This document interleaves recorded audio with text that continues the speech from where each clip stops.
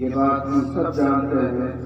کہ انسان اس دنیا میں آزاد نہیں ہے، بلکہ وہ اللہ تعالیٰ کے احکام کا پابند ہے۔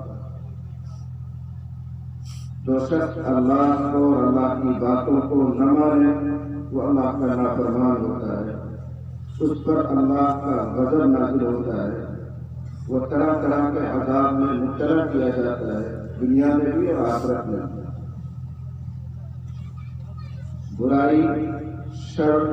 یہ کوئی نئی چیز نہیں ہے، ہر زمانے میں برائی کسی نہ کسی درجے میں رہی ہے، لیکن اس سے زیادہ برائی یہ ہے کہ برائیاں کھلا کھلا ہوتی رہیں اور کوئی روکنے والا نہیں۔ زنا ہو رہا ہے، جوا کھیلا جا رہا ہے، سٹا لگایا جا رہا ہے، شراب پی جا رہی ہے، اور بھی بہت سے گناہ کیے جا رہے ہیں، اور کوئی طبقہ ایسا نہ ہو جو ان کو منع کرے، روکے، یہ اس سے بھی برا ہے۔